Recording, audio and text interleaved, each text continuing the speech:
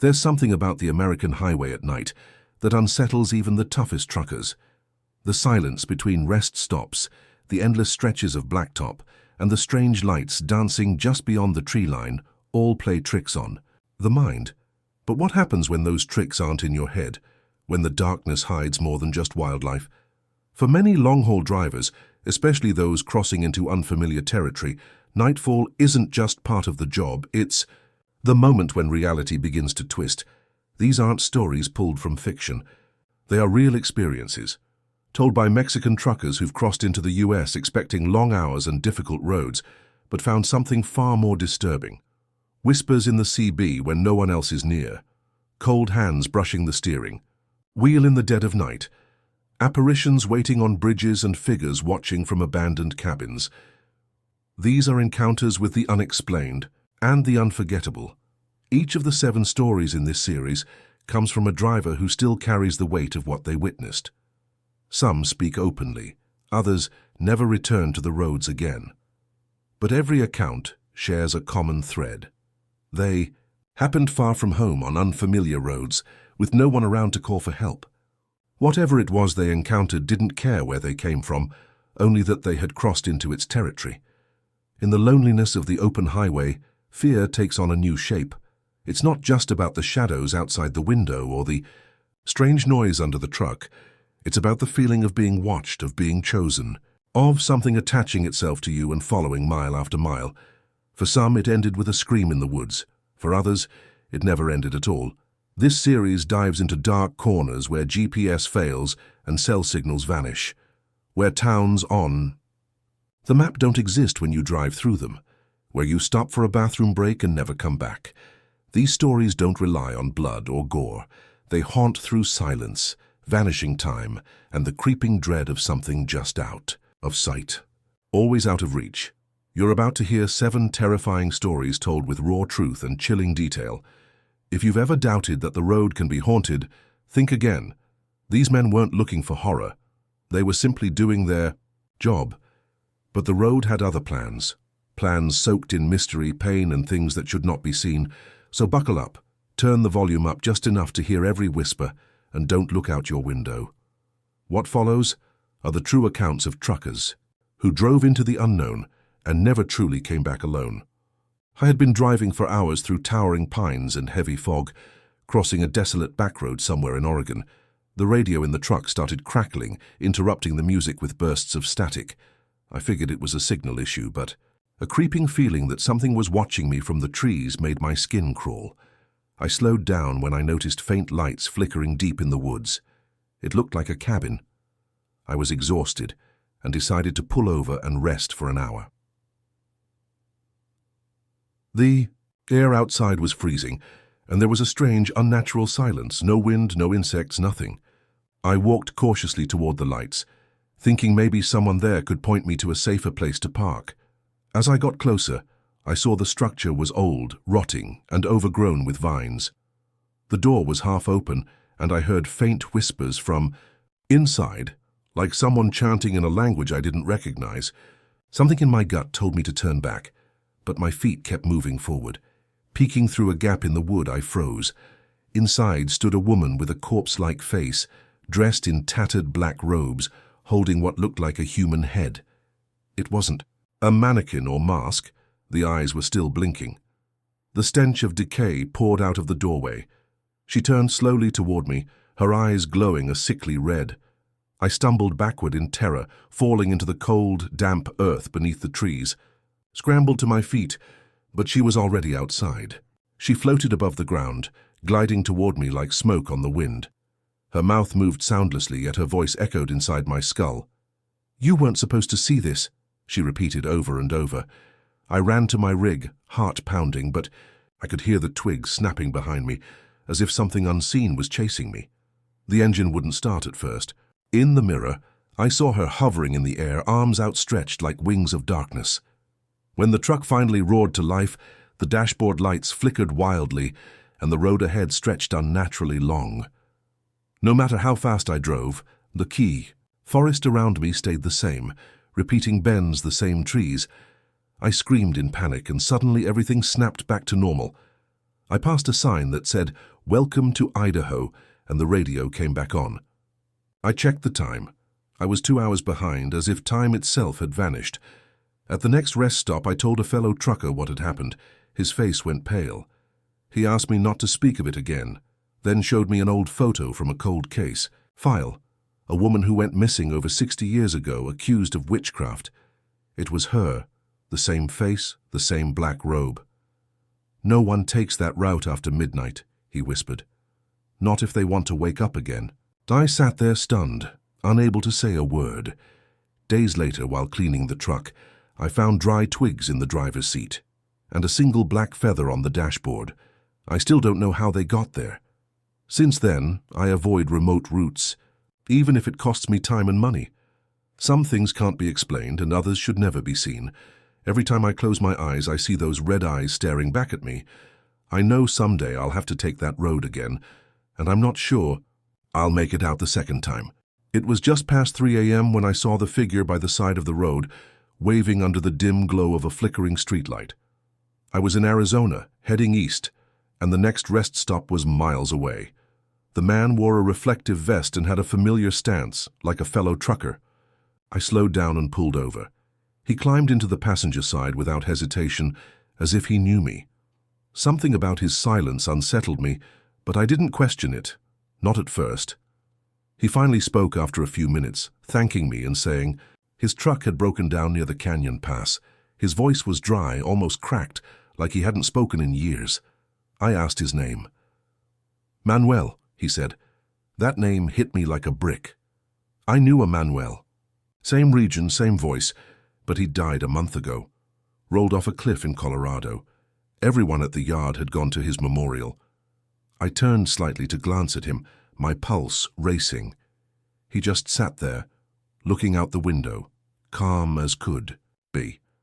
I tried to convince myself it was another Manuel, just a coincidence, but his left hand rested awkwardly, missing the tip of the pinky. That detail sealed it. Manuel had lost that fingertip years ago in an accident. I didn't say anything. Just kept driving. My throat was dry, my chest felt like it was being crushed. The air in the cab turned icy, even though I hadn't touched the AC. We rode in silence for another 20 miles. Every few minutes he whispered directions, leading me off the main route. Dirt roads, fences with broken gates, empty fields. I asked where we were going, but he only said, "You'll see." His tone was distant, almost sad. Then we reached an old abandoned gas station, half collapsed and covered in vines. "Here," he said. I parked the rig, but before I could ask anything else, he opened the door and stepped out. He walked slowly toward the back of the station, fading into the shadows. I waited. Minutes passed. I finally climbed out and followed the path, heart pounding. There, in the overgrowth, I found it. An old overturned rig, half buried in dirt and debris. I walked closer. The license plate matched his old truck. Rusted. Forgotten. No one had ever recovered it. Then I noticed the driver's side door. Inside, still strapped to the seat, was a mummified body. His body. I stumbled backward, gasping. My head spun. Suddenly the air turned sharp and loud, like the world was exhaling all at once. A gust of wind swept through the ruins, slamming the station's old door. From the darkness, I heard Manuel's voice. "Now they can find me." I turned, but he was nowhere to be seen. Only his hat lay on the ground, the same faded cap he always wore, stained with oil and sun. I didn't sleep that day. I returned to the highway and called the local authorities. They thought I was insane, but a team eventually confirmed it. The truck was real. The body inside was confirmed to be Manuel.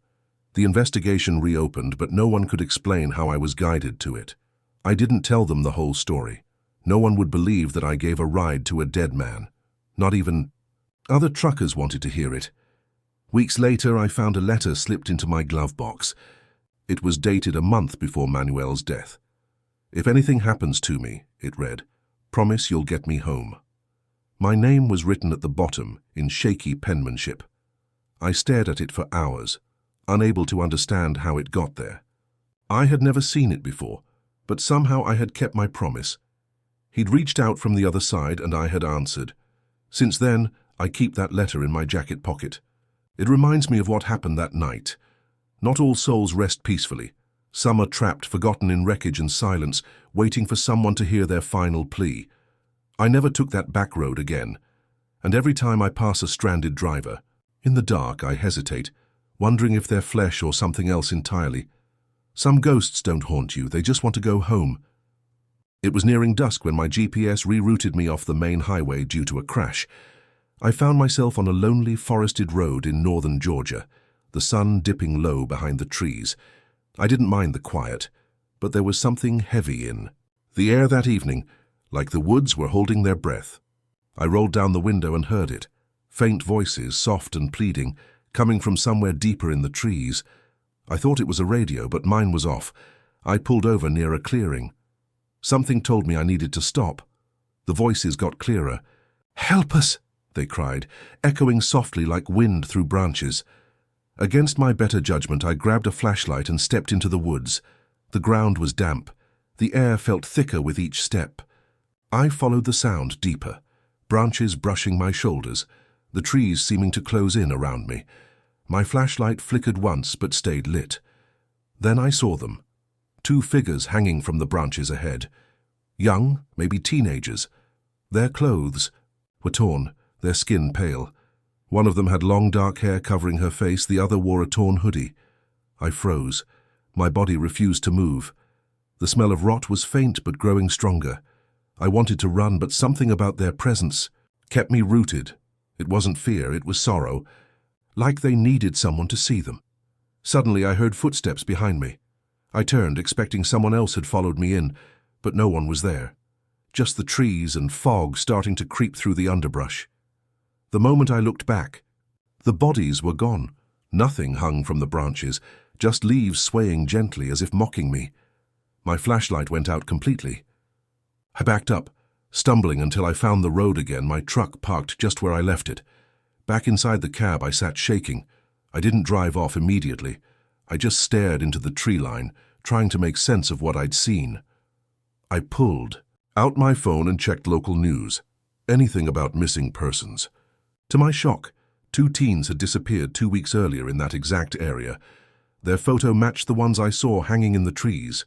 I stared at their names, their faces, and a cold certainty settled over me. I had seen them. Not alive. Not as they were meant to be remembered, but trapped, suspended in death, begging to be acknowledged. I called the local sheriff's office and reported the sighting. They investigated but found nothing. No tracks, no remains, just some disturbed brush in the clearing where I stood. They thanked me politely, but I could tell they didn't believe me. The officer even smiled and said I probably dreamed it while parked. But I hadn't dreamed anything. The smell, the voices, their clothes, it was all too vivid. For days afterward, I kept seeing flashes of them in my rearview mirror. I'd look back and see shadows swaying, just for a moment. Then gone. I stopped sleeping well. Every wooded route made my hands sweat. I tried playing loud music, praying, even taking different roads. Nothing helped. The weight of their presence clung to me like smoke. A week later, I found a small ribbon tied to my trailer's back bumper. It was the same color and texture as the one the girl in the tree had in her hair. I don't know how it got there. I hadn't stopped anywhere unusual. Since then, I've come to believe they were the ones who led me to them. Not to scare me, but to be seen, to be remembered, to be heard one last time. Now, every time I pass through forested highways, I whisper a quiet prayer for the lost. Not every spirit wants revenge. Some just want to go home. Others simply want their story told. I never told my wife the full truth, only that I saw something tragic. But every time I think about that night, I feel the weight of invisible eyes watching, waiting, hoping that maybe someone will bring them peace. This story isn't mine, but it's one I grew up hearing from my grandfather, who was a trucker long before I ever sat behind the wheel. He told it with such detail that it always felt like a memory passed into my blood. It happened in Louisiana, late one foggy night as he crossed an old steel bridge above a narrow bayou. He said the road was slick with mist, and the air hung heavy with moisture and silence. That bridge, he warned, was cursed ground. As he neared the midpoint of the bridge, his headlights caught something strange ahead, a woman standing on the edge of the railing. She was dressed in an old-fashioned white gown, her hair soaked and clinging to her face. In her arms she held a small girl, limp, eyes closed. My grandfather honked, trying to get her attention, but she didn't flinch. Instead, she turned, slowly, and looked at him with hollow, wet eyes. Then she threw the child into the dark water below. He hit the brakes hard, tires screeching on the metal surface. Before he could even step out of the cab, the woman climbed onto the railing and jumped in after the girl. He rushed to the edge, scanning the water with a flashlight, heart pounding. But the bayou was still. No splash, no ripples, just silence and the soft swirl of fog. He ran along the edge, yelling for help for anyone, but no voices answered. It was like they'd vanished into air. Within minutes, police arrived. Someone else had called from a nearby farmhouse, hearing his frantic shouts echo through the night. Divers searched the water. Boats combed the area, but nothing was ever found. No bodies, no clothes, no sign that anyone had been there at all. The officers questioned my grandfather for hours, even checked for alcohol. He passed every test. Still, the official report called it a false alarm, despite his desperate insistence.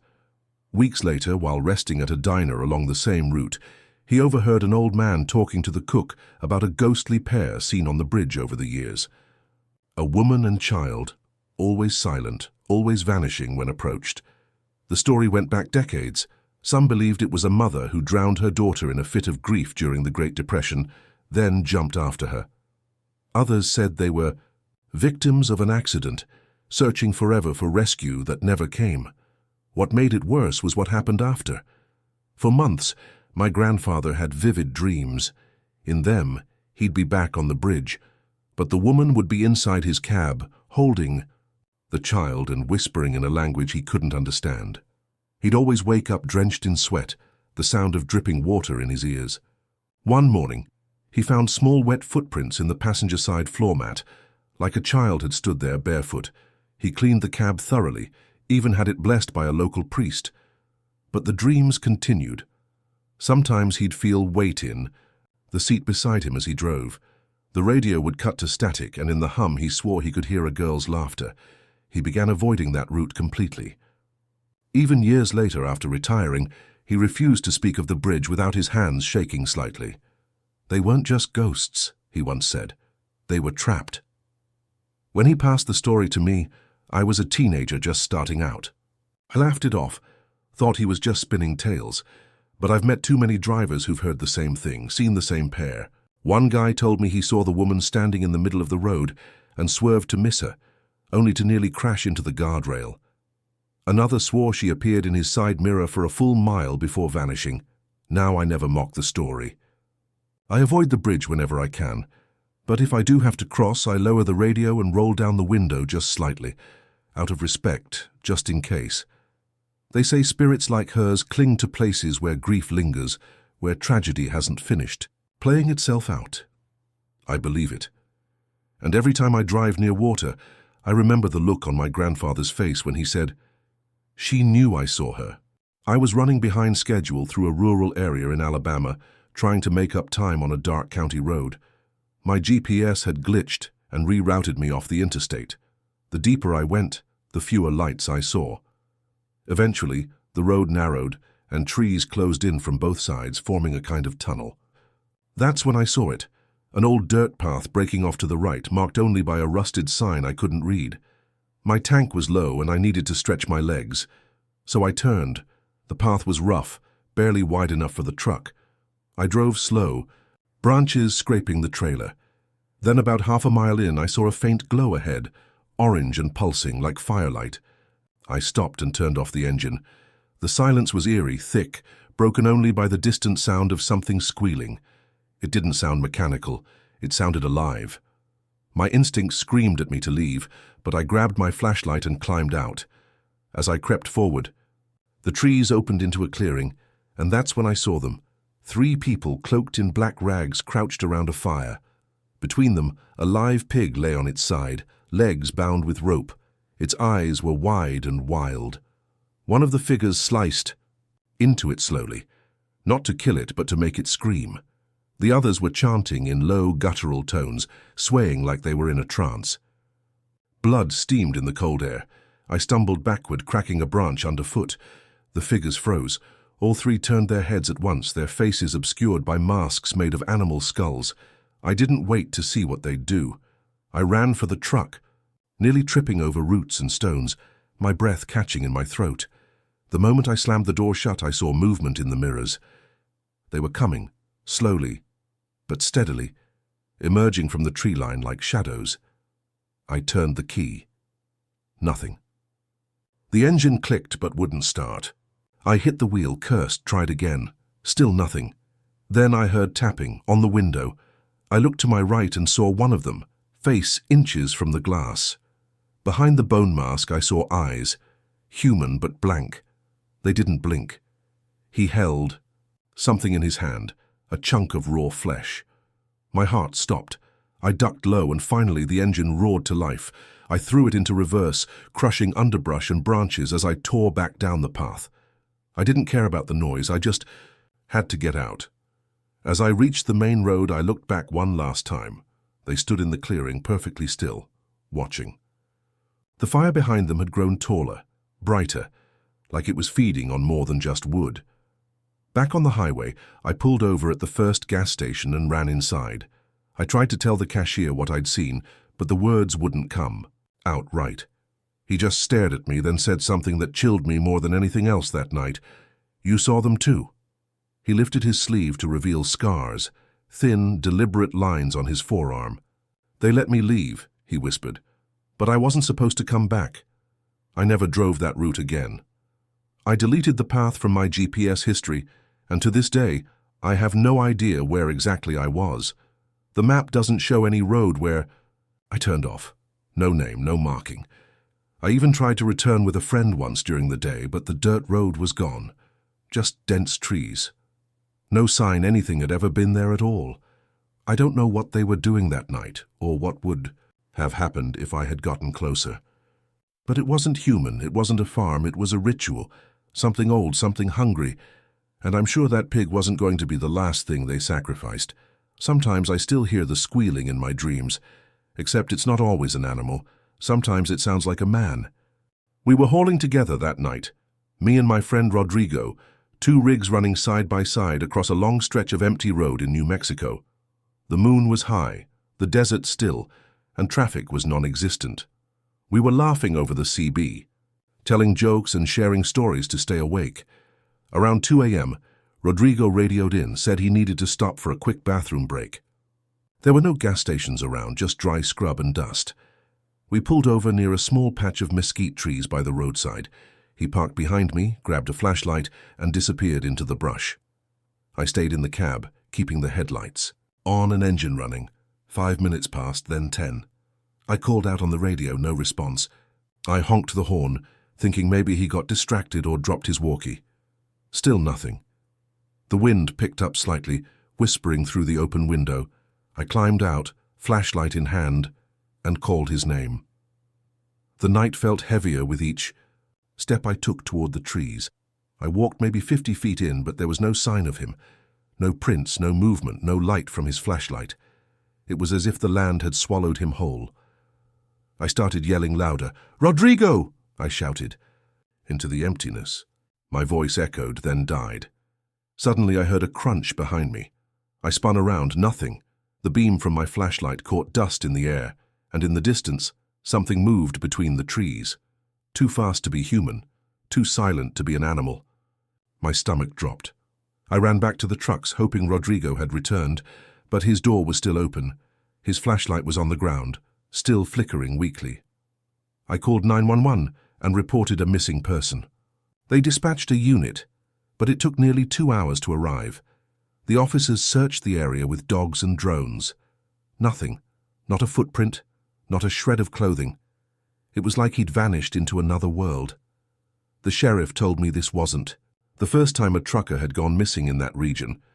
He handed me his card and quietly advised me to avoid the area moving forward.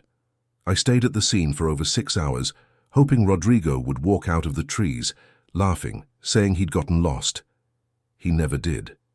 Days turned into weeks. The company removed his name from dispatch.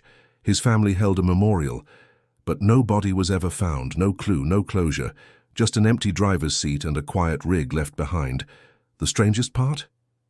A week later, I got a text from his number. It was just a photo, blurry, grainy, but it showed a wide desert landscape and what looked like a figure standing far in the distance, facing away.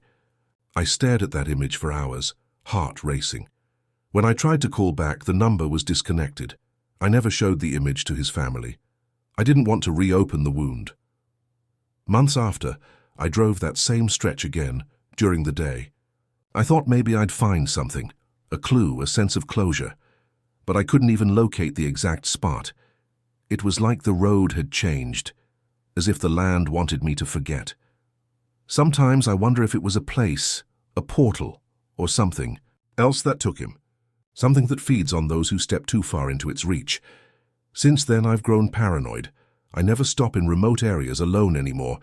I carry 2 radios, an emergency beacon, and even a flare gun. But deep down, I know it wouldn't help. Whatever took Rodrigo didn't leave signs. It didn't make noise. It just removed him. Clean, quiet, final. Some truckers say the desert has eyes, that there are spots where reality thins and you can fall through without warning. I believe them now. And every time I pass through that state, I check the mirrors a little. More often, wondering if I'll catch a glimpse of my friend walking the edge of the road trying to come back. It started somewhere near the Mississippi border, just after crossing into Tennessee on a foggy stretch of Route 64. The night was silent, almost too silent, and I was alone on the road. No taillights, no oncoming traffic, just my headlights, cutting through the mist. That's when I first heard it. A faint tapping sound like fingernails brushing against metal. I turned off the radio. It was coming from the passenger side door. I figured it was just a branch or some debris stuck to the trailer. But when I stopped at the next rest area and checked, nothing was there. No scratch marks, no loose parts, just silence. I shrugged, sat off and continued driving. A few miles later, the tapping returned, louder this time, more deliberate. I leaned over, looking out the window, but saw nothing. The mirrors reflected only the road behind and the thick fog swirling in the dark. Then came the whispers, soft at first like static in the speakers. I checked my CB, but it was turned off. The sound seemed to come from behind me, inside the cab. I pulled over and spun around with my flashlight. Nothing, just my worn-out bed and gear bags. Still, something felt wrong. The air inside the truck felt heavy, like a presence had joined me. I locked the doors and drove faster. The tapping turned into knocking. Sometimes it sounded like it came from the roof, sometimes the back. At one point, I even pulled over on a well-lit gas station lot and climbed onto the side of the rig. Still nothing. No animals, no loose panels. The clerk inside gave me a strange look and asked if I was all right. Just road noise, I muttered. But I knew better. Something was following me. For the next 3 nights it didn't stop. Even when I switched trucks at a different depot in Kentucky, new rig, new route, the sound came back. Same pattern, same rhythm. Always at night, always after midnight. I began to dread sunset. I barely slept, barely ate. I kept the lights on inside the cab and tied a small mirror to the overhead storage. I wanted to see if anything moved behind me when I wasn't looking directly. That's when I started seeing the outline. A faint shape in the mirror sitting in the sleeper cab, never moving, just watching. When I turned around, nothing. But the moment I faced forward again, it reappeared. A hunched figure, shoulders rising and falling as if it breathed. I prayed. I cried. I even called a pastor in El Paso who told me to pour salt in the corners of the truck. I did. The figure disappeared, but the sound never stopped. I took time off, thinking rest would help. It didn't. Even at home, the sound followed me. I heard it outside my bedroom window at night, and once inside the hallway when I turned off the lights. My wife said she never heard anything. Neither did my kids, but my dog refused to enter the room where I slept. He just stood at the door, growling low, tail tucked between his legs. Eventually, I returned to the road. Bills needed paying. I tried new routes, north, south, coasts, but it always found me. The same knocking, the same whispering. Once, in Nevada, I saw handprints in the condensation on the windshield, on the inside. I left the rig idling and sat outside on a bench until sunrise. That night, I seriously considered quitting for good. Reached out to other truckers online in forums and chat groups. Most ignored me. A few laughed. But one guy replied with a single sentence, "It picked you." No name, no explanation. Just that. I replied, but the account vanished the next day. That sentence still echoes in my mind. Picked me for what? A punishment, a warning? I don't know. All I know is that it never left. Some say the road remembers those who've crossed into places they shouldn't, that sometimes the veil between worlds wears thin and something steps through. I think I crossed that veil without knowing. Maybe in some forgotten part of Tennessee or some cursed mile in New Mexico. I don't know where. But I do know this. Once it finds you, it doesn't let go. Now, every knock makes my blood freeze. Every whisper makes my hands shake. I drive only during the day, and when night falls I stop at truck stops crowded with people and lights. But still in the quiet between engines I hear it, always near, always waiting. I've accepted that I'll never be alone again. Not really, not on the road, not even in my own mind. The road gives and the road takes. For truckers it's a way of life, miles passed in solitude, nights blurred into darkness, and dawns that bring no promise of safety. These 7 stories aren't just tales whispered at truck stops. They're lived experiences, etched into memory like tire marks on scorched asphalt. They remind us that behind every delivery and every route, there are moments when logic fades and fear takes the wheel. Each driver in these accounts stepped into something unknowable, something ancient, unseen, and utterly real. Whether it was a phantom voice, a vanishing passenger, or a ritual in the woods, they all crossed paths with something that refused to stay buried in folklore. The worst part? These events didn't end when the engine turned off. They followed. They lingered. They still do. What connects all these tales is not just horror, but helplessness. The road offered no detour. The darkness offered no answers, and the silence that followed was never truly empty. It's easy to dismiss these stories from the safety of a couch or a well-lit room. But to those who've driven those routes, they are warnings, scratched into the map by those who dared to look deeper. Maybe these truckers were chosen, or maybe the road simply watches us all, waiting for the right moment to reveal what's hidden between the trees and beneath the asphalt. A wrong turn, a strange light, a whisper in the static. It's all it takes. And once it happens, the road never lets you forget. It becomes part of you. Like a shadow you can't outrun. So the next time you pass a lone truck parked on the shoulder, or see headlights lingering too long in your mirror, remember, not everything on the road is meant to be seen. Some things drift across the line between this world and whatever waits just beyond. And the truckers? They're just messengers if they make it back to tell the tale. If these stories gave you chills, you're not alone. Hundreds of truckers have shared similar experiences, each more bizarre than the last. Keep listening, keep watching, because one day it might be your engine that dies in the middle of nowhere, and you'll remember these stories when you hear footsteps where there should be none. If you made it this far, you're one of us now. So subscribe, share, and join us again for more real encounters with the unknown. The road is long, and some stories refuse to stay buried under the blacktop.